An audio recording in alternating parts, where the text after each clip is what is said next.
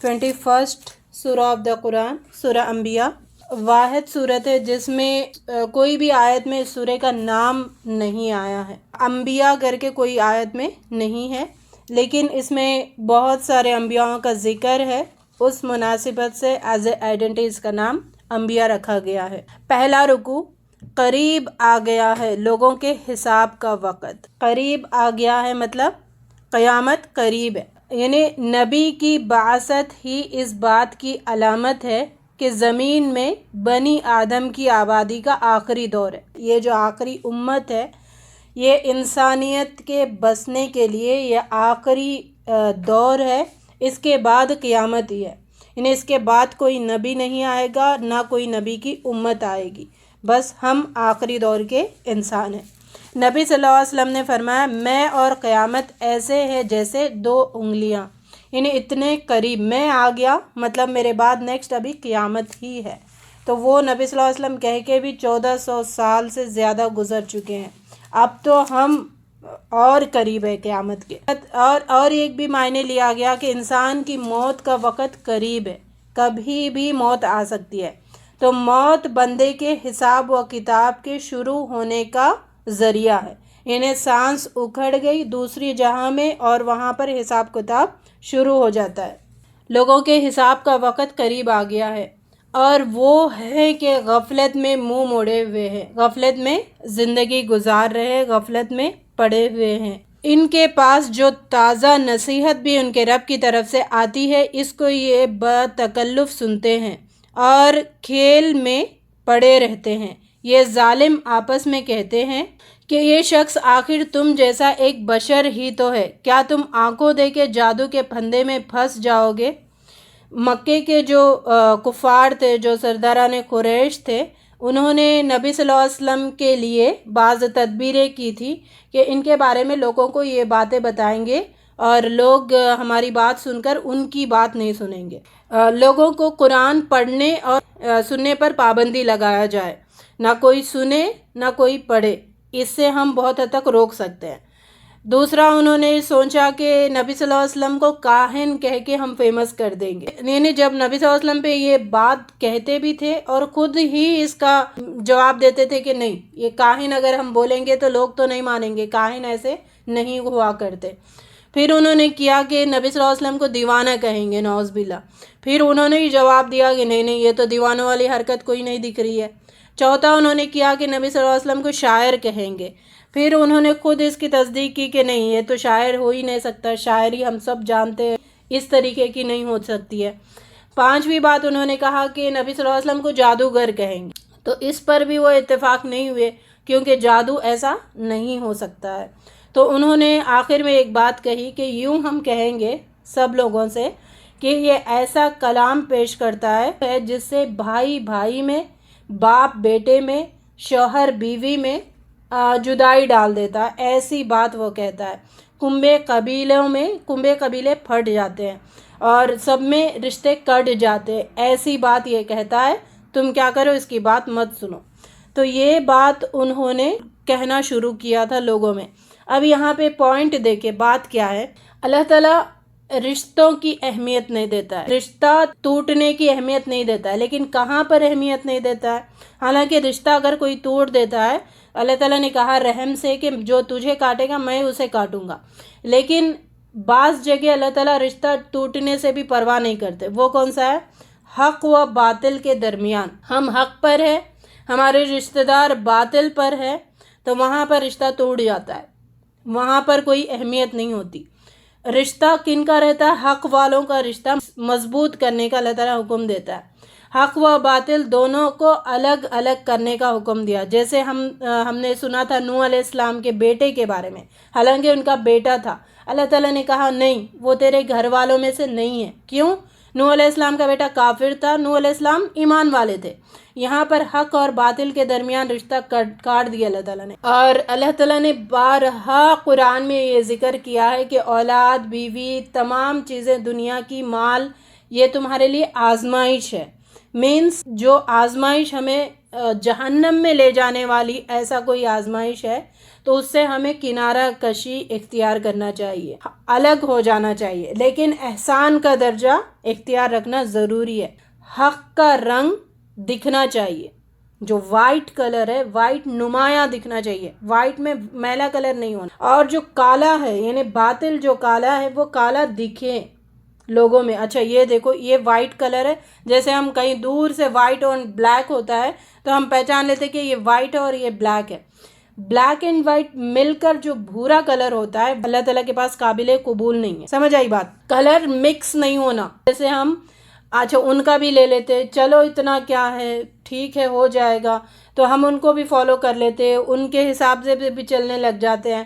نہیں، اسلام اس کا حکم نہیں دیتا ہے۔ اسلام کہتا ہے وائٹ وائٹ دکھے، حق حق دکھے، باطل باطل دکھے، نمایاں بلیک بلیک دکھے، مکس نہیں ہونا، وائٹ میں بلیک مکس نہیں ہونا، بلیک میں وائٹ مکس نہیں ہونا۔ کہ بہت سارے لوگ یہی کہتے ہیں اللہ تعالیٰ رشتے بھی جوڑنے کا حکم دے رہا ہے نا، اس وجہ سے اللہ کی نافرمانی کریں گے، رشتوں کو جوڑ کے رکھیں گے ہم۔ یہ نہیں ہے، یہ اسلام کا کانسیپٹ نہیں ہے۔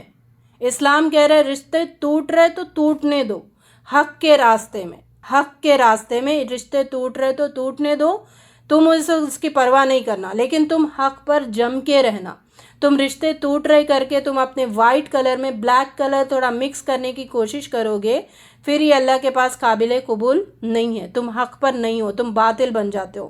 اے نبی صلی اللہ علیہ وسلم، تم سے پہلے ہم نے انسانوں ہی کو رسول بنا کر بھیجا تھا جن پر وحی کیا کرتے تھے، ان کو کوئی ایسا جسم نہیں دیا تھا کہ وہ کھاتے نہ ہو اور نہ وہ سدا جینے والے تھے۔ اے لوگو، ہم نے تمہاری طرف ایک ایسی کتاب بھیجی ہے جس میں تمہارا ہی ذکر ہے، اس کتاب میں ہمارا ہی ذکر ہے، کیا تم سمجھتے نہیں ہے؟ تم جیسے لوگوں کے حالات کا ہی ذکر کیا گیا، تمہارا اپنا حال اس میں ذکر کیا گیا، تمہاری اپنے دل کی کیفیت اس میں ذکر کی گئی ہے، تمہاری ہی نفسیات اس میں ذکر کیا گیا ہے، تمہارے ہی معاملات زندگی اس میں زیر بحث کی گئی ہے، تمہاری فطرت کی جو ساخت ہے وہی اس میں ذکر کیا گیا، تمہارا آغاز بھی اس میں ذکر کیا گیا، تمہارا انجام بھی اس میں ذکر کیا گیا، تمہارے ہی اچھے برے اخلاق کے بارے میں اس میں ذکر کیا گیا، تمہارے اچھے برے اخلاق کا فرق کو اس میں نمایاں کیا گیا ہے، تمہاری ہی عقل میں سمجھ آنے والی باتوں کو یہاں پر ذکر کیا گیا ہے، تمہارے ہی عقل میں سمجھ آنے والی باتوں پر غور و فکر کرنے کا یہاں پر حکم دیا ہے، تمہارے ہی لیے یہ نصیحت ہے۔ اب ہم کوئی بولے اس آیت کے بعد کہ یہ مجھے سمجھ نہیں آتا یا میرے لیے نہیں ہے، کسی اور کے لیے ہے، یہ علماء سمجھ سکتے یا ہم نہیں سمجھ سکتے، اب بولو، یہ تو حجت قائم ہو گئی نا۔ اللہ تعالیٰ نے یہ آیت بتا دی، تمہارا ذکر ہے، تم غور و فکر کرو۔ جب ہم غور و فکر نہیں کریں گے تو پھر مصیبت بن جائے گی نا ہمارے لیے۔ جب ہم قرآن اٹھائیں نا، یہ جذبہ پیدا کرے اللہ تعالیٰ مجھ سے کچھ باتیں کرنا چاہتا ہے، میں اللہ تعالیٰ سے باتیں کرنا چاہتا ہوں، اپنے لیے پیغام اس میں ڈھونڈے۔ قرآن پڑھ رہے تو اپنے لیے پیغام کو ڈھونڈے، کیا میسیج ہے میرے لیے، کیا میسیج ہے میرے لیے، کیا میسیج ہے۔ اس جذبے کے ساتھ جب قرآن جب بھی اٹھائیں گے، اس جذبے کے ساتھ اٹھائیں گے تو انشاءاللہ عمل میں بہت زیادہ چینجز دکھائی دیں گے۔ رکو دو، کتنی ہی ظالم بستیاں ایسی ہیں جنہیں ہم نے پیس کر رکھ دیا ہے، پھر اس کے بعد دوسری قوم کو اٹھایا، پھر نافرمانیوں کی پاداش میں ہم نے ان کو بھی کھیلان کر دیا۔ ہم نے اس آسمان و زمین کو اور جو کچھ ان میں ہے سب کھیل کے طور پر نہیں بنایا۔ یاد رکھو، کھیل تماشا نہیں ہے دنیا کی زندگی، بس کھائے پیے نہائے اٹھے دھوئے چلے گئے دنیا سے، نہیں ہے، کھیل تماشا نہیں ہے، بڑی اہم مقصد کے لیے تمہیں پیدا کیا گیا۔ تو ہر ایک اپنے آپ کی طرف دیکھے نا، میں کوئی اہم مقصد کے لیے پیدا کی گئی ہوں، کوئی ایسی کھیل تماشے کے لیے نہیں پیدا کی گئی ہے۔ تو وہ اہم مقصد شیطان بھلا کے رکھا ہے۔ اللہ تعالیٰ ہمیں اس مقصد کو سمجھنے والا بنائے اور اس مقصد کے مطابق زندگی گزارنے والا بنائے۔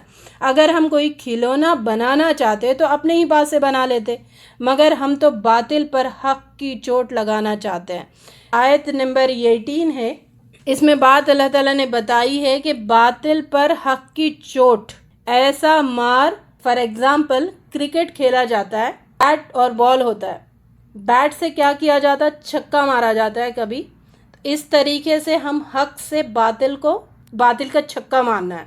अगर हमने बॉल को नहीं मारा और बॉल से आउट हो गए, मतलब ये है कि हमने क्या किया, हक में बातिल को भी मिला लिया। हक आया है किस वजह से, मार के हटाने के लिए, गलत को बर्दाश्त ना करने के लिए। और ये हक व बातिल की जंग हर वक्त इंसान के अपने अंदर भी होती रहती है और इंसान और इंसानों के दरमियान भी हमेशा होती रहती है। ज़िंदगी में भेजने का मकसद ही हक व बातिल की जंग लड़ो, सुकून से मत गुजारो, लड़ते रहो, अपने आप से भी लड़ते रहो, अपने इंसानों से सामने जो है उनसे भी लड़ते रहो। तो ये हक व बातिल की जंग हर वक्त होती रहनी है और इसी हालत में हमें दुनिया से रुखसत होना है। जंग लड़ते लड़ते हक को हमेशा जिताते जिताते, सिक्स मारते मारते हमें दुनिया से जाना है। बल नक़ज़िफ़ु बिल हक़ अलल बातिल फ़यदमग़ुहु फ़इज़ा हुवा ज़ाहिक़ुन वलकुमुल वैलु मिम्मा तसिफ़ून। हक पर चोट लगाता है जो इसका सर तोड़ देती है और देखते ही देखते वो मिट जाता है। ऐसी मार मारो बातिल पर कि उसका सर तोड़ के रख दो, और सर ऐसा तोड़ो कि वो मिट जाए, फिर सर उठाने की उसके पास हिम्मत ना हो। अल्लाह के फरिश्ते और इसकी दूसरी मखलूक शब और रोज़ इसकी तस्बीह करते रहते हैं, दम तक नहीं लेते। अगर आसमान व ज़मीन में एक अल्लाह के सिवा दूसरे खुदा भी होते तो ज़मीन व आसमान का निज़ाम बिगड़ जाता। फरिश्ते तो अल्लाह सुबहाना ताला के बंदे हैं, बस इसके हुक्म पर अमल करते हैं। वो अल्लाह की मर्ज़ी के बगैर किसी की सिफारिश भी नहीं करते और इसके खौफ से डरते रहते हैं। फरिश्ते भी जो दुआएं करते रहते हैं अहले ईमान के लिए, अहले ईमान के हक़ में, वो भी अल्लाह ताला की इजाज़त से, जिसके लिए अल्लाह ताला हुक्म देता है उनके लिए वो सिफारिश करेंगे। रुकू 3, ये आसमान और ज़मीन बाहम मिले हुए थे, हमने इन्हें जुदा किया और पानी और हर जिंदा चीज़ को पैदा किया। ज़मीन में पहाड़ जमा दिए और उसमें कुशादा राहें बना दी और आसमान को एक महफूज छत बनाया। मगर यह है कि कायनात की निशानियों की तरफ तवज्जो ही नहीं करते। हमेशगी तो हमने किसी इंसान के लिए रखी ही नहीं है। हर जानदार को मौत का मज़ा चखना है। कुल्लु नफ्सिन ज़ाइक़तुल मौत। और हम अच्छे और बुरे हालात में डालकर सबकी आजमाइश करते रहते हैं। एक तो देखिए हक व बातिल की जंग, दूसरा फिर अल्लाह ताला की उसमें से आजमाइश, कि ऐसी आजमाइश जिसकी इंसान को ख़बर भी ना हो, उसके अंदर ही अंदर अल्लाह ताला वो डाल देते। जैसे माल की मोहब्बत है, औलाद की मोहब्बत है, उसके अंदर ही अंदर पनपते रहती है। जब पलते रहती है वो चीज़ तो फिर इंसान गौर व फिक्र नहीं करता।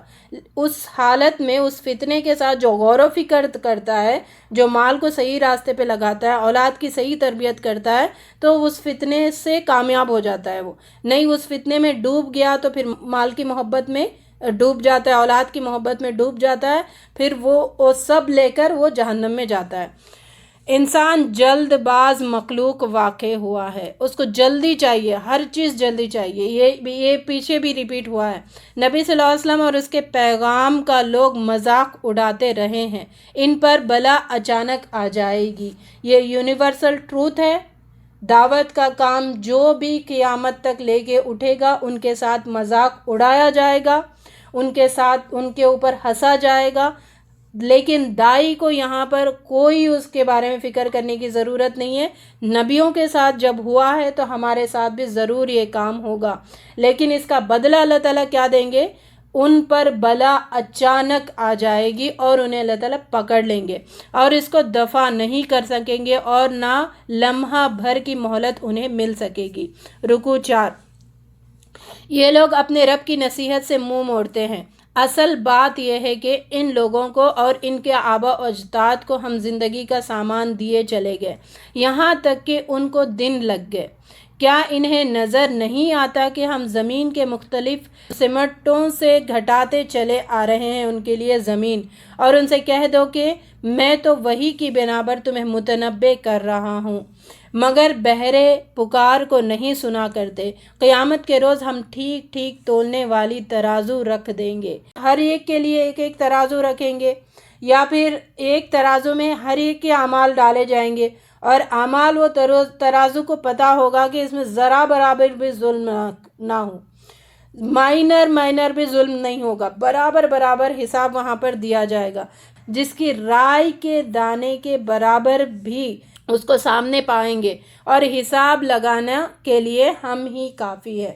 اللہ تعالیٰ کہہ رہے کہ میں خود اس میں کافی ہوں، لیکن لوگوں پر حجت قائم کرنے کے لیے یہ میزان اور یہ ساری چیزیں ہوں گی۔ رکوع 5۔ ابراہیم علیہ السلام نے اپنے باپ اور اپنی قوم سے کہا تھا کہ یہ مورتیاں کیسی ہیں جن کی تم گرویدہ ہو رہے ہو؟ تمہارا رب تو فی الواقع وہی ہے جو زمین و آسمان کا رب ہے اور ان کا پیدا کرنے والا۔ پھر ان لوگوں کی غیر موجودگی میں ابراہیم علیہ السلام نے بتوں کے ٹکڑے ٹکڑے کر دیے، صرف ان کے بڑے کو چھوڑ دیا۔ وہ لوگ جب واپس آئے تو انہوں نے ابراہیم علیہ السلام کو بلا کر پوچھا، کیوں ابراہیم، تو نے ہمارے خداؤں کے ساتھ یہ حرکت کی ہے؟ اس نے جواب دیا، یہ سب کچھ ان کے سردار نے کیا ہے۔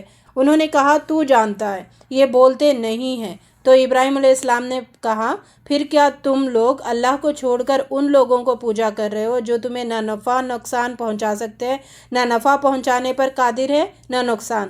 کیا تم کچھ بھی عقل نہیں رکھتے؟ تو ان کی بات ہی ان کے لیے دلیل بن گئی تھی۔ پھر ایک بڑا لاوا بنا کر ابراہیم علیہ السلام کو اس میں پھینک دیا۔ ہم نے کہا، اس آگ کو ٹھنڈی ہو جا، یا نار کونی بردم و سلامن، اور سلامتی والی بن جا۔ اگر سلامتی والی نہیں بنتی تو اتنی ٹھنڈی ہو جاتی، ابراہیم علیہ السلام کے لیے مشکل ہو جاتی تھی۔ آگ جو جلانے کی کیفیت ہے نا، اس کا سبب ہے وہ اللہ تعالیٰ اگر جس میں چاہتا ہے اسی میں وہ اثر رکھتا ہے۔ آگ کی تاثیر کیا تھی؟ وہ جلانا تھا، لیکن اللہ تعالیٰ کا حکم نہیں ہوا تو وہ نہیں جلائی۔ ٹھیک ہے، تو یعنی ہر چیز، جیسے نوح علیہ السلام پانی مچھلی میں تھے اور اتنے سال تھے، عام انسان ہوتا تو وہ ختم ہو جاتا، لیکن اللہ تعالیٰ نے وہاں پر ان کو زندگی بخشی۔ اسی طرح پانی اور ہر چیز میں جس میں اللہ تعالیٰ چاہتا ہے تو ہی اس میں اثر رکھتا ہے، تو ہی وہ چیز ہمارے لیے اس کا اثر ہمارے اوپر ہوگا۔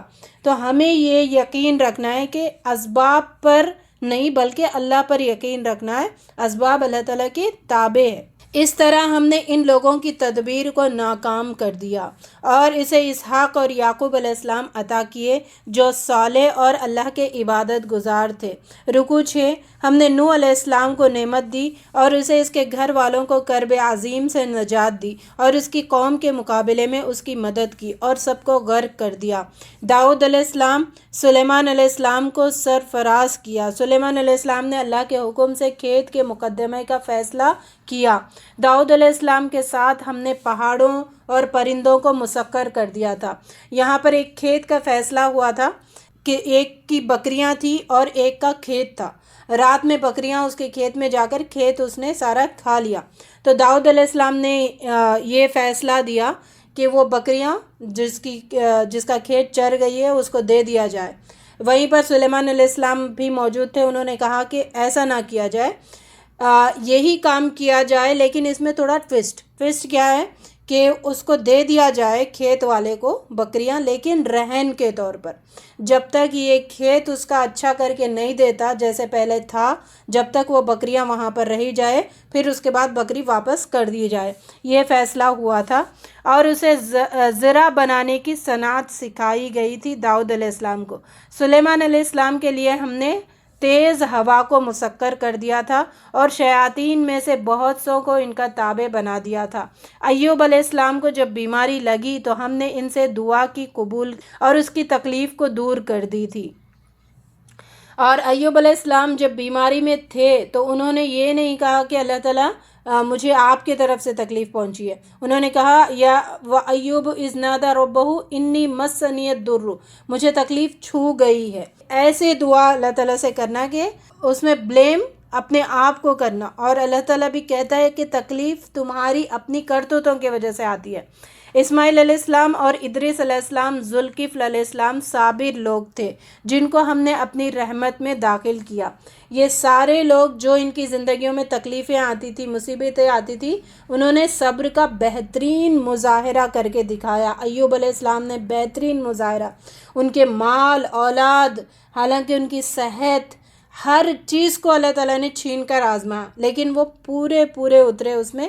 پھر اللہ تعالیٰ نے ساری دولت اولاد سب چیز پہلے سے اچھے طور پر انہیں عطا کی تھی. تو اس سے ہمیں پتہ چل رہا ہے کہ ہم نعمتوں کا شکر ادا کریں گے، صبر کریں گے تو اللہ تعالیٰ مزید نعمتیں عطا کرے گا. مچھلی والے نے ہم کو تاریکیوں میں سے پکارا. یونس علیہ السلام: نہیں ہے کوئی خدا مگر تو، پاک ہے تیری ذات، بے شک میں نے ہی قصور کیا ہے. تب ہم نے اس کی دعا قبول کی اور اسے نجات بخشی. یونس علیہ السلام کی قوم نینوا والے یہ واحد قوم تھی جنہوں نے عذاب دے کر اللہ تعالیٰ سے مغفرت مانگی، گڑ گڑائے، تو پھر اللہ تعالیٰ نے ان پر سے وہ عذاب کو ٹال دیا. یہ تو اس سے پتہ کیا چل رہا ہے کہ اگر ہم گڑ گڑا کر اللہ تعالیٰ سے بخشش مانگیں گے، اپنے گناہوں کی مغفرت مانگیں گے تو اللہ تعالیٰ معاف کر دے گا. جب زکریا علیہ السلام نے ہم کو پکارا تو ہم نے اسے یحییٰ علیہ السلام عطا کیا. یہ سب نیکی کے کاموں میں دوڑ دھوپ کرنے والے لوگ تھے. اللہ تعالیٰ ہمیں بھی یہ جذبہ عطا کرے، نیکی کے کاموں میں دوڑ دھوپ کرنے والوں میں ہمارا شمار بھی ہو. وہ ہمیں رغبت اور خوف سے پکارتے تھے. پھر وہ خاتون جس کے اندر ہم نے اپنی روح پھونکی، اسے اور اس کے بیٹے کو دنیا والوں کے لیے نشانی بنا دیا تھا. مریم علیہ السلام اور عیسیٰ علیہ السلام. رکوع 7. جو نیک عمل کرے گا اور مومن بھی ہے تو اس کے کام کی ناقدری نہیں ہوگی. ایمان شرط ہے. یہاں پہ اسلام نے کہا، اللہ تعالیٰ نے ایمان شرط ہے. جو نیک کام کرے گا اور مومن بھی، یعنی پریکٹیکل کرے گا، جو اللہ تعالیٰ کا حکم ہے اس پر زندگی گزارے گا، اس کو ایسی ناقدری نہ کی جائے گی. تم اور تمہارے وہ معبود جنہیں تم اللہ کو چھوڑ کر پوجتے ہو جہنم کا ایندھن ہے. نیک لوگ یقیناً اس جہنم سے دور رکھے جائیں گے. ربنا جعلنا منہم، اللہ تعالیٰ ہم سب کو بھی جہنم سے دور رکھے اور ہمیشہ اپنی من بھاتی چیزوں کے درمیان رہیں گے. ربنا جعلنا منہم. اور ملائکہ بڑھ بڑھ کر ان کو ہاتھوں ہاتھ لیں گے. ربنا جعلنا منہم. زمین کے وارث تو ہمارے نیک بندے ہی ہوں گے. تو یاد رکھے، حق پر جمنے سے حق والے ہی زمین کے وارث ہوتے ہیں. زمین کے وارث بننا ہے تو شرائط کیا ہے؟ اگر تم مومن ہو تو ہی تم غالب رہو گے، کیونکہ اللہ تعالیٰ نے فرمایا ہے وعد اللہ الذین آمنوا منکم وعملوا الصالحات لیستخلفنہم فی الارض کما استخلف الذین من قبلہم. تم میں سے جو لوگ ایمان لائے اور اچھے عمل کیے، اور ان سے اللہ نے وعدہ کر رکھا ہے کہ وہ انہیں زمین میں ایسے ہی خلیفہ بنایا گیا جیسے ان سے پہلے لوگوں کو خلیفہ بنایا تھا. جو نیک لوگ گزر چکے ان کو ہم کیسے یاد کرتے ہیں؟ صحابہ کو، نبیوں کو، تابعین، تبع تابعین کو، نیک لوگوں کو کیسے یاد کرتے؟ دیکھیں، یہ حق کا جھنڈا لہرانا اس کو کہتے ہیں. اگر ہم نے یہ کام کیا تو پھر ہم بھی زمین کے وارث بنیں گے. اللہ تعالیٰ ہم سب سے یہ اپنے دین کی خدمت لے لے اور بھرپور طریقے سے لے لے. زمین کے وارث تو ہمارے نیک بندے ہوں گے. اس میں بڑی قبریں ہیں عبادت گزار لوگوں کے لیے. اللہ وہ باتیں بھی جانتا ہے جو بآواز بلند کہی جاتی ہے، اور وہ بھی جو تم چھپا کر کرتے ہو. تمہیں ایک وقت خاص تک کے لیے مزے کرنے کا موقع دیا جا رہا ہے. اس زندگی میں حق پر جم کر بھی انسان مزے کر سکتا ہے. یعنی حق کا راستہ اتنا میٹھا ہوتا ہے کہ اس کو پھر کوئی دوسرا راستہ نظر نہیں آتا اور سارے راستے پھیکے نظر آتے ہیں. اللہ تعالیٰ ہمیں یہ مٹھاس نصیب کرے، آمین. 22 سورہ آف دا قرآن، سورہ حج. حج کے بارے میں بھی ذکر ہوگا. ایز اے آئیڈینٹی اس کا نام حج رکھا ہے، اور اس میں مکی اور مدنی صورتوں کے دونوں کی خصوصیات اس میں پائی جاتی ہے. مکی صورتوں کے ٹاپکس بھی اس میں پائے جاتے ہیں، مدنی صورتوں کے ٹاپکس بھی اس میں پائے جاتے ہیں. یہ واحد صورت ہے جس میں 2 سجدے آئے ہیں. رکوع 1. لوگوں، اگر تمہیں زندگی بعد موت میں کچھ شک ہے تو تمہیں معلوم ہو کہ ہم نے تم کو مٹی سے پیدا کیا ہے. بعض بعد الموت کے بارے میں تمہیں شک ہو، یعنی کائنات جو اب چل رہی ہے بغیر کسی ٹکرائے کے، جو سولار سسٹم چل رہا ہے، جو پلانٹس چل رہے ہیں، اس میں ذرا بھی اگر کوئی رک جاتا، کوئی تھوڑا پاس ہو جاتا ہے تو پھر زمین درہم برہم ہو جاتی ہے. تو اللہ تعالیٰ نے اس کو چلا رہے، مطلب ابھی قیامت کے لیے کچھ اور ٹائم ہے. جو جب قیامت واقع ہوگی تو ذرا چینج ہوگا اور ساری زمین سارا سسٹم بگڑ جائے گا، وہاں پر زلزلہ واقع ہو جائے گا، اور جب زلزلہ واقع ہو جائے گا ساری چیزیں برباد ہو کر رہ جائیں گی۔ ہم نے تم کو مٹی سے پیدا کیا، پھر نطفے سے، پھر خون کے لوتڑے سے، گوشت کی بوٹی سے، جو شکل والی بھی ہوتی ہے اور بے شکل بھی۔ ہم جس نطفے کو چاہتے ایک وقت خاص تک رحموں میں ٹھہرائے رکھتے ہیں، پھر تم کو ایک بچے کی صورت میں نکال لاتے ہیں۔ یا ایھا الناس ان کنتم فی ریب من البعث فإنا خلقناکم من تراب ثم من نطفة ثم من علقة ثم من مضغة مخلقة وغیر مخلقة۔ اللہ تعالیٰ نے جو رحم مادر کے تہ بہتے اندھیروں میں انسان کی جو پرورش ہوتی ہے، انسان کی جو تخلیق ہوتی ہے، اور جو عام مراحل ہے جس سے لوگ مشاہدہ کر سکتے ہیں، ان مراحل کا یہاں پر ذکر کیا ہے۔ نطفے کے بعد جمع ہوا خون، پھر اس کے بعد جمع ہوا خون کے بعد گوشت کے بعد لوتڑا، پھر اس گوشت کے لوتڑے میں آنکھ، ناک، کان، ہاتھ، پیر سب اللہ تعالیٰ بناتے ہیں۔ نبی صلی اللہ علیہ وسلم نے فرمایا اللہ تعالیٰ نے عورت کے رحم پر ایک فرشتہ مقرر کر رکھا ہے جو کہتا ہے پروردگار اب نطفہ پڑا، پروردگار اب خون بن گیا، پروردگار اب یہ لوتھڑا بن گیا۔ پھر جب اللہ اس کی پیدائش کے متعلق فیصلہ کرتا ہے تو فرشتہ پوچھتا ہے یہ مرد ہے یا عورت، بدبخت ہے یا نیک بخت، اس کی روزی کیا ہے اور اس کی عمر کیا ہے۔ پھر اس کے ماں کے پیٹ میں ہی یہ سب کچھ لکھ دیا جاتا ہے۔ زیادہ اللہ تعالیٰ کا ذکر کریں، ویسے ہر وقت ذکر کرنا ہے، لیکن بچے پہ اس وقت جو بھی ذکر اور جو بھی احکام پر پابندی عورت کرتی ہے، ماں باپ کرتے ہیں، اس کا بچے پر بہت اثر ہوتا ہے۔ ہم جس نطفے کو چاہتے ہیں ایک وقت خاص تک رحموں میں ٹھہرائے رکھتے ہیں، پھر تم کو ایک بچے کی صورت میں نکال لاتے ہیں۔ ذرا اپنے طرف دیکھیں نا، ہم کیا چیز تھے اور کیا بیٹھے ہوئے ہے نا۔ تو اتنے بڑے اور اتنے اللہ تعالیٰ نے ایسے نقش و نگار سے ہمیں پیدا کیا ہے، تو ہم چیز کیا تھے وہ بھولنا نہیں کبھی۔ نطفہ، اس کی کیا عقید ہے، لوگ اس کو جھاڑ دیتے، دھو دیتے اگر ہاتھ کو لگتا ہے تو اس چیز سے ہم پیدا کیے ہیں، اور ہماری حقیقت بھی وہی ہے۔ پھر تمہاری پرورش کرتے ہیں تاکہ تم اپنی جوانی کو پہنچو، اور تم میں سے کوئی پہلے ہی واپس بلا لیا جاتا ہے اور کوئی بدترین عمر کی طرف پھیر دیا جاتا ہے۔ من یرد الی ارذل الامور، اور اس میں دعا بھی مانگنے کا حکم ہے۔ اللہم انی اعوذ بک ان ارد الی ارذل الامور، اللہ تعالیٰ ہمیں یہ ذلیل عمر سے محفوظ رکھے، یعنی بڑھاپے کی عمر، وہ بڑھاپے کی عمر جس میں لوگوں کے زیر ہو جاتے ہیں، اور ایک طریقے سے وہ عذاب ہے اللہ، اور نبی صلی اللہ علیہ وسلم نے ویسی عمر سے پناہ مانگی، اللہ تعالیٰ ہمیں اس عمر تک نہ مت لے کے جا کہ لوگوں کے لیے وبال جان ہم بنے اور خود کے لیے بھی وبال جان بنے، اور کوئی بدترین عمر کی طرف پھیر دیا جاتا ہے۔ اور تم دیکھتے ہو کہ سوکھی زمین پر جب ہم نے مینا برسایا، یکایک وہ بھیگ اٹھی اور ہر قسم کے خوش منظر نباتات اگلنی شروع کر دی۔ اس طرح اللہ مردوں کو زندہ کرتا ہے۔ قیامت کی گھڑی آ کر رہے گی اور اللہ ضرور ان لوگوں کو اٹھائے گا جو قبروں میں جا چکے ہیں۔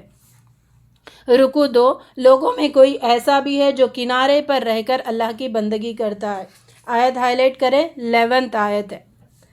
اس میں بتایا گیا کنارے پر، جیسے ایک سرکل آپ ڈالیں اپنے پیپر پہ، اور وہ سرکل پہ رہنا بھی اللہ تعالیٰ پسند نہیں کر رہے، سرکل کے اندر آنا ہے، یعنی اسلام میں آنا مطلب سرکل کے اندر، سرکل پہ رہ کے جو ہم عبادت کرتے، یعنی ادھر بھی جا سکتے ادھر بھی آ سکتے، ایسا نہیں ہونا ہے۔ پھر یہ منافقت ہے جو سرکل پر رہ کر عبادت کرتا ہے۔ آنا ہے تو پورے کے پورے ادخلوا فی السلم کافہ، پورے کے پورے اسلام میں آ جاؤ، ورنہ سرکل پر رہو یا اس کے باہر بھی رہو، ایک قدم باہر رکھو ایک قدم اندر رکھو، اللہ تعالیٰ سارے عمل غارت کر دے گا۔ اگر فائدہ ہوا تو مطمئن ہو گیا، مصیبت آئی تو الٹا پھر گیا۔ یہ منافقت، اس کی دنیا بھی گئی اور آخرت بھی، یہ ہے اصل خسارہ۔ جو شخص یہ گمان رکھتا ہو کہ اللہ دنیا اور آخرت میں اس کی کوئی مدد نہ کرے گا، اسے چاہیے کہ ایک رسی کے ذریعے آسمان تک پہنچ کر شگاف لگا کہ دیکھ لے کہ آیا اس کی تدبیر تقدیر الہی کو بدل سکتی ہے جو اس کو ناگوار ہے۔ جو تقدیر میں لکھ دیا ہے. اچھا یہاں پر بھی یہ بات بہت امپورٹنٹ ہے. آیت 18 ہے. 18 میں کیا بتایا گیا؟ یعنی جو بھی تقدیر میں لکھا ہوا ہے تمہیں ناگوار ہو یا گوارا ہو اس کو ماننا ہے. اگر تمہیں ناگوار ہے تو پھر تم آسمان پہ چڑھو، پھر وہاں پر دیکھو کچھ تقدیر میں چینجز ہو سکتے ہیں کیا؟ نہیں ہو سکتے. اسی لیے بتایا گیا ایمان کا ایک جز اچھی بری تقدیر پر ایمان لانا. ناگوار ہو یا گوارا ہو دونوں پر بھی پکا یقین رکھنا کہ ٹھیک ہے یہ اللہ تعالیٰ کی مصلحت ہے، اس پر راضی ہو جانا، صبر اور شکر کے جذبے کے ساتھ زندگی گزارنا. جن لوگوں نے کفر کیا ان کے لیے آگ کا لباس کاٹے جا چکے ہیں. جنہوں نے کفر کیا ان کے لیے آگ کا لباس کاٹے جا چکے ہیں. اگر کوئی نہیں مان رہا ہے، کفر کر رہا ہے، تو مطلب وہ نہیں ماننے کے بدلے ایک ایک لباس وہاں پہ کٹ رہا ہے، اور وہ لباس آگ کا کٹ رہا ہے. ٹھیک ہے، جیسے ابھی عید آ رہی ہے تو ہم سمجھتے کہ چلو ہمارا کوئی ڈریس بن بھی گیا ہوگا، سل گیا ہوگا، کوئی ریڈی میڈ تیار بھی ہو گیا ہوگا، تو ہم مسکرا لیتے، خوش ہو جاتے. ٹھیک ہے، یہ اللہ تعالیٰ یہاں پہ بتا رہے تم کفر کر رہے ہو نا، تم میری بات نہیں مان رہے ہو، تو ہر نہ ماننے کی بات پر تمہارے لیے آگ کا لباس کاٹا جا رہا ہے. اللہم اجرنا من النار، اللہ تعالیٰ ہم سب کو آگ کے عذاب سے بچائے. بتایا جاتا ہے کہ سرابیلہم من قطیران، یہ لباس بھڑک کر ان کے جسموں سے چمٹ جائے گا، اور سر کے اوپر سے کھولتا ہوا پانی ڈالا جائے گا جس سے آگ مزید بھڑکے گی. وہ پانی سے ٹھنڈا نہیں ہوگا بلکہ اور مزید بھڑکے گی آگ، وہ چمٹنے والا جو ڈریس ہوگا. اللہم اجرنا من النار، اللہم اجرنا من النار. پھر یہی کھولتا ہوا پانی ان کے دماغ کی راہ سے جسم کے اندر پہنچے گا، جس سے سب انتڑیاں کٹ جائیں گی. پھر لوہے کے ہنٹروں سے انہیں پیٹا جائے گا، اور جب وہ لوگ دیکھیں گے نا، دوزخ کے کنارے پہنچیں گے، دوزخ کو دیکھیں گے اور یہ عذابوں کو دیکھیں گے ان کے ساتھ ہونے آ رہا ہے، تو بھاگنے کی کوشش کریں گے. جیسے ہی بھاگنے کی کوشش کریں گے فرشتے کہیں گے نو گو بیک، یہی ہے تمہارا ٹھکانہ، اب یہاں سے بھاگنے کا کوئی ذریعہ نہیں ہے. جہنم سے بھاگنا ہے تو اب بھاگو، وہاں پر بھاگنے کا چانس نہیں ملے گا. فرشتے لوہوں کے ہنٹروں سے مار مار کر واپس بھیجیں گے. اللہ کی بات ماننے میں ہی فائدہ ہے، دنیا کا بھی اور آخرت کا بھی. بدبختی، گھمنڈ، تکبر سے باہر آئیں، نفس پرستی سے باہر آئیں، اللہ تعالیٰ کی بات مان کر زندگی گزاریں. ان کے سروں پر کھولتا ہوا پانی ڈالا جائے گا جس سے ان کی کھالیں ہی نہیں پیٹ کے اندر کے حصے بھی گل جائیں گے. جب کبھی وہ گھبرا کر جہنم سے نکلنے کی کوشش کریں گے پھر اسی میں ڈھکیل دیے جائیں گے. Go back. رکوع 3. جو لوگ ایمان لائے اور جنہوں نے نیک عمل کیے ان کے لیے ایسی جنتیں ہیں جن کے نیچے نہریں بہتی ہوں گی. ربنا جعلنا منہم، اللہ رب العزت ہم سب کو ان میں شامل فرمائے. وہاں انہیں سونے کے کنگن اور موتیوں سے آراستہ کیا جائے گا، ان کے لیے ریشم کے لباس ہوں گے. اسی لیے کہا جاتا ہے کہ مردوں کو دنیا میں نہ پہنا جائے سونے کے کنگن وغیرہ، کیونکہ اللہ تعالیٰ وہاں پر پہنائیں گے. مسجد حرام میں مقامی باشندوں اور باہر سے آنے والوں کے حقوق برابر ہے، اور اس مسجد حرام میں جو بھی راستے سے ہٹ کر ظلم کا طریقہ اختیار کرے گا اسے دردناک عذاب کا مزہ چکھائیں گے. رکوع 4. ابراہیم علیہ السلام کو ہدایت کی گئی کہ لوگوں کو حج کے لیے اذان عام دے دو کہ وہ دور دراز مقامات سے پیدل اور اونٹوں پر سوار ہو کر آئیں گے. یہ اس وقت اذان دی گئی جب ابراہیم علیہ السلام اسماعیل علیہ السلام نے کعبے کی تعمیر کی تھی اور وہ فائدے دیکھے جو یہاں ان کے لیے رکھے گئے تھے. کوہ صفا ٹھہر کر اذان دی تو اس وقت ابراہیم علیہ السلام نے کہا اللہ تعالیٰ یہاں پہ کون ہے، میری آواز کون سنے گا؟ تو اللہ تعالیٰ نے کہا آپ اذان دو، لوگوں تک پہنچا دینا میرا کام ہے. تو قیامت تک جس کے قسمت میں اللہ تعالیٰ نے حج لکھا ہے، اللہ تعالیٰ سب کی قسمت میں حج لکھے، اللہ کے گھر کے دیدار نصیب کرے اور اس وبا کو ہٹا دے اور عام جیسے پہلے تھا ویسے اللہ تعالیٰ کر دے، عام حالات کر دے. تو سب نے کہا لبیک. تو وہی جو ہم کہتے ہیں جو حج اور عمرے کے لیے جاتے ہیں تلبیہ وہی ہے لبیک اللہم لبیک، حاضر ہوں میں اللہ حاضر ہوں. تو اس آواز کا جواب ہے. پھر چند مقررہ دنوں میں جانوروں کو اللہ کے نام پر ذبح کریں، خود بھی کھائیں اور محتاجوں کو بھی دیں، پھر اپنا سر منڈوا کر نہا دھو کر پاک صاف ہو جائیں اور اس قدیم گھر کا طواف کریں۔ جو کوئی اس کی قائم کردہ حرمتوں کو احترام کرے تو یہ اسی کے لیے بہتر ہے۔ پس بتوں کی گندگی سے بچو، جھوٹی باتوں سے پرہیز کرو۔ جھوٹی بات، زور کے معنی صرف جھوٹ ہی نہیں بلکہ ہر وہ بات ہے جو حق پر سے ہٹی ہوئی ہو، وہ سب باتیں جھوٹی ہے، قول الزور ہے۔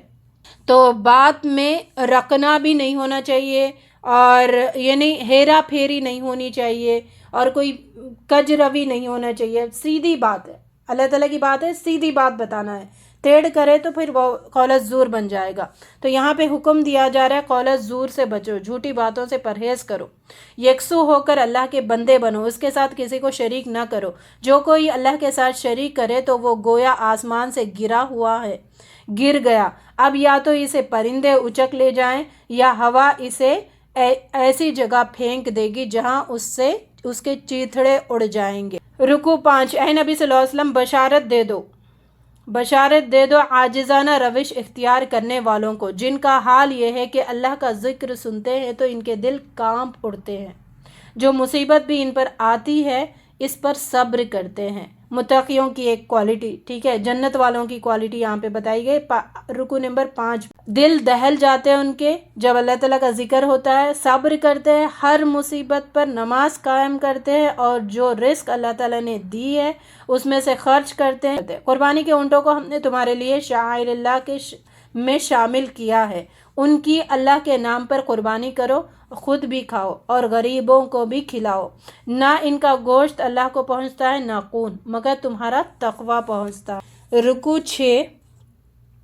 اگر اللہ لوگوں کو ایک دوسرے کے ذریعے دفع نہ کرتا رہے تو خانقاہیں، گرجا اور معبد اور مسجدیں جن میں اللہ کا کثرت سے نام لیا جاتا ہے سب مسمار کر ڈالی جائیں۔ نیک بندوں کو اگر ہم زمین میں اقتدار بخشیں تو وہ نماز قائم کریں گے، زکوٰۃ دیں گے اور نیک کام کریں گے۔ اسلامی حکومت کی جو ذمہ داری اللہ تعالیٰ دیتے ہیں، اگر ہم داعی ہے، اسلام کا پیغام آگے لوگوں تک پہنچا رہے ہیں تو بعض باتوں کا ہمیں علم رکھنا ضروری ہے۔ وہ کون سی باتیں ہیں، کون سی ذمہ داریاں ہیں؟ پوری ریاست میں نماز اور زکوٰۃ کا قائم کروانا، نماز کی پابندی کروانا لوگوں میں، اور زکوٰۃ کی پابندی کروانا۔ دوسرا، گناہ کے کام ہیں، ان گناہ کے کاموں کو آگے بڑھنے سے روکنا اور اچھے کاموں کو فروغ دینا، اچھے کاموں کا آگے بڑھانے کی کوشش کرنا۔ تیسرا ہے ملک میں ظلم جو ہو رہا ہوتا ہے اس کو ختم کرنے کا پوری کوشش کرنا، عدل و انصاف کو قائم کرنے کی کوشش کرنا، اور اس راہ میں جو باطل قوتیں ہیں اس کو کاٹنے کی کوشش کرنا، اس کا مقابلہ ڈٹ کر کرنا۔ جب یہ چیزیں کریں گے ہم تو پھر یہ مین بیسک چیزیں ہیں جس سے اسلام کا ہم بول بالا کر سکتے ہیں، زمین پر اسلام کو نافذ کر سکتے ہیں۔ ان باتوں پر زیادہ فوکس کرنا چاہیے اور برائی سے منع کریں۔ کتنی ہی قطع کار بستیاں ایسی ہیں جن کو ہم نے تباہ و برباد کر دیا ہے اور آج وہ اپنی چھتوں پر الٹی پڑی ہے۔ کتنی ہی کنویں بیکار ہو گئے ہیں، کتنے ہی قصر شاہی کھنڈر بنے رہے ہیں۔ کیا یہ لوگ زمین میں چلے پھرے نہیں کہ ان کے دل سمجھنے والے اور ان کے کان سننے والے ہوتے؟ حقیقت یہ ہے کہ آنکھیں اندھے نہیں ہوتی مگر وہ دل اندھے ہوتے ہیں جو سینوں میں ہیں۔ رکوع 7۔ جو لوگ ایمان لائیں گے اور نیک عمل کریں گے ان کے لیے مغفرت ہے اور عزت کی روزی ہے، اور جو لوگ ہماری آیات کو نیچا دکھانے کی کوشش کریں گے وہ تو دوزخ کے یار ہیں۔ اللہ تعالیٰ ہمیں اس سے محفوظ رکھے۔ اللہ شیطان کی ڈالی ہوئی خرابی کو فتنہ بناتا ہے ان لوگوں کے لیے جن کے دلوں کو نفاق کا روگ لگا ہوا ہے۔ نفاق کا روگ جس کے اندر ہوتا ہے وہ شیطان کے پیچھے پیچھے اور اس کے گرویدہ ہوتے چلے جاتے ہیں، اور جن کے دلوں میں کھوٹ ہے۔ حقیقت یہ ہے کہ ظالم لوگ بغض اور عناد میں بہت دور نکل گئے ہیں۔ علم والے جان لیں گے کہ یہ حق ہے تیرے رب کی طرف سے، اور وہ اس پر ایمان لائیں گے، اور اور اس کے دل اس سے آگے جھک جائیں گے۔ یقیناً اللہ ایمان والوں کو سیدھا راستہ دکھاتا ہے۔ رکوع 8۔ جن لوگوں نے اللہ کی راہ میں ہجرت کی پھر قتل کر دیے گئے یا مر گئے، اللہ ان کو اچھا رزق دے گا اور ایسی جگہ پہنچائے گا جس سے وہ خوش ہو جائیں گے۔ جو کوئی بدلہ لے ویسا ہی لے جیسا اس کے ساتھ کیا گیا ہے، پھر اس پر زیادتی بھی کی گئی ہو تو اللہ اس کی مدد ضرور کرے گا۔ وہ اللہ ہی ہے جو رات سے دن اور دن سے رات نکالنے والا ہے، سننے والا اور دیکھنے والا ہے۔ اللہ ہی حق ہے اور سب باطل ہے جنہیں اللہ کو چھوڑ کر یہ لوگ پکارتے ہیں۔ رکوع 9۔ اللہ نے تمہارے لیے مسخر کیا ہے وہ جو زمین میں ہے، اسی نے کشتی کو قاعدے کا پابند بنایا، اسی کے حکم سے وہ سمندر میں چلتی ہے۔ وہی آسمان کو تھامے ہوئے ہے کہ اس کے اذن کے بغیر وہ زمین پر گر نہیں سکتا۔ وہی ہے جس نے تمہیں زندگی بخشی، وہی موت دیتا ہے، وہی پھر تم کو زندہ کرے گا۔ یہاں پر انسان پر اللہ تعالیٰ کے 4 احسانات کا ذکر ہے۔ ایک، زمین سبزہ اگانے والی اللہ تعالیٰ نے ہمیں دی ہے تاکہ ہمیں بھی خوراک ملے اور جانور اور ساری چیزوں کو خوراک اسی سے ملے، یہ اللہ تعالیٰ کا احسان ہے۔ دوسرا، زمین کی ہر چیز کو انسان کے لیے مسخر کر دیا، تابع کر دیا، اس وجہ سے ہم کنٹرول کر پاتے ہیں، ہر چیز کو کنٹرول کر پاتے ہیں اللہ تعالیٰ کے حکم سے، مسخر کیا۔